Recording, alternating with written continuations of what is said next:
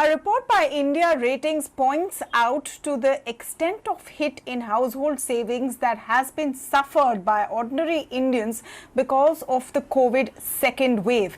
In fact, it talks about a double whammy that Indian households are currently facing.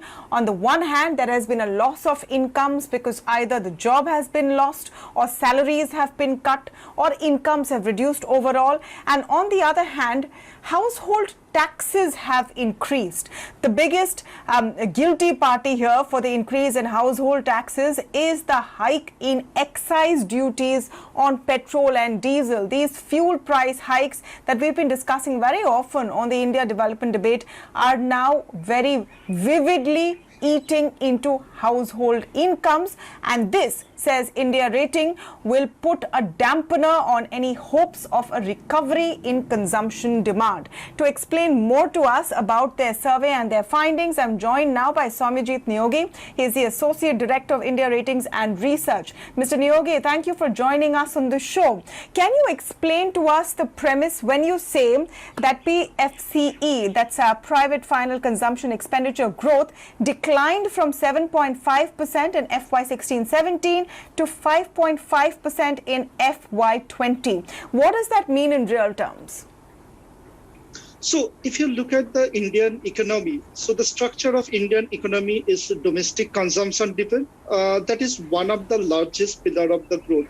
And if you can talk about the last decade growth, which was largely supported by the domestic consumption growth. An economy which is still developing, and per capita income of $2,000, slightly higher than $2,000. His consumption, its growing, real consumption growth is 5.5%, which was few years back 7.5%. With a 5.5% real growth, it is very difficult to assume that the overall growth, overall GDP growth, to clock 6.5 or 7% growth.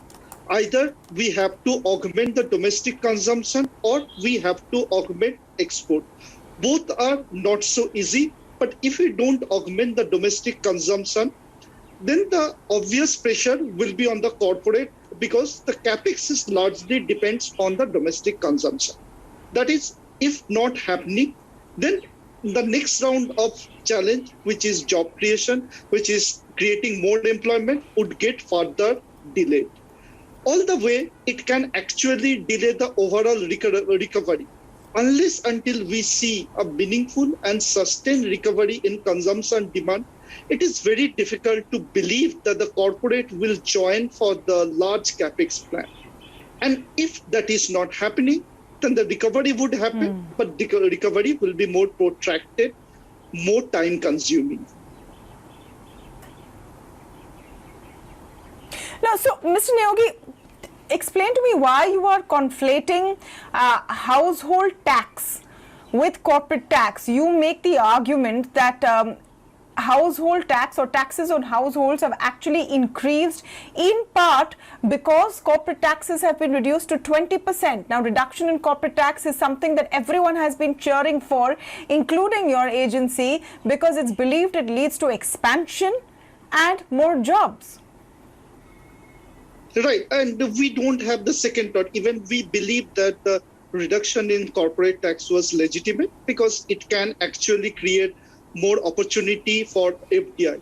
However, it was not envisaged when it was done that the COVID-like pandemic could come. And what has happened is that when the corporate tax has been reduced, and in a pandemic scenario, overall government revenue has always been on the pressure point. So we are left with two choices, whether to increase the borrowing to meet the fiscal gap, or wherever we have the chances to garner more taxes. We have already seen the increase in government borrowing. The fiscal deficit number, which was 3.5% on an average, clocked 9.5% in FY21. And having said that 9.5% fiscal, it is very difficult to believe that the more borrowing is the answer. Then you are left with only one choice, which is the indirect tax. And that's what we have been seeing.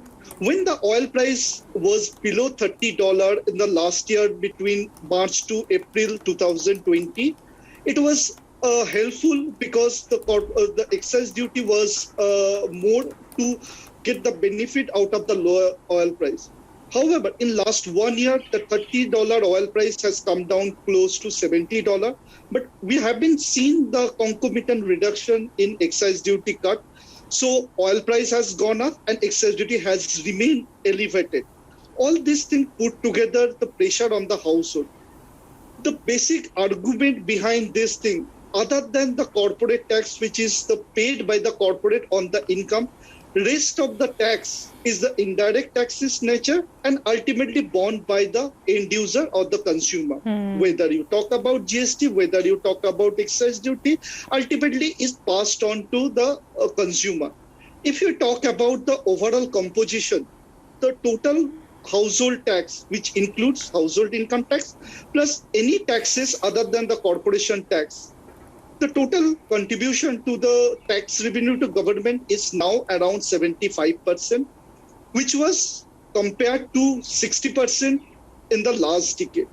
Now, it is also visible that the last decade we had, Okay, so again, in real terms, what does it mean when you say that the household tax rate has gone up to 75%? As you explained, it means that the contribution of the household to the exchequer and the burden on the household has become more as compared to the corporate sector. How does that impact individual households and their spending capacities?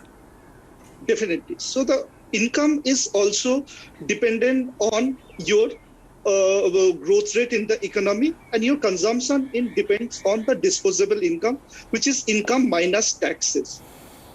The problem here is the large contribution from the household tax, it's now by the indirect tax. And there is no doubt that the indirect tax, by itself, the nature is regressive. That means it is more painful for the bottom of the pyramid compared to direct taxes. When we see the overall tax burden is increasing, on the other hand, the COVID-led uncertainties have played a role on the income of the household, particularly those households who are dependent on the services sector. One part, their income has been under pressure. The savings has already been adversely affected in last 1 year. Now, they have to pay higher indirect taxes because of the necessary consumption. All the more reason is that the pain is much more for the bottom of the pyramid. And if the indirect tax is not rationalized, then obviously the disposable income will remain be under pressure. And if the disposable income is remain be under pressure, it is very difficult to believe the consumption will kick in.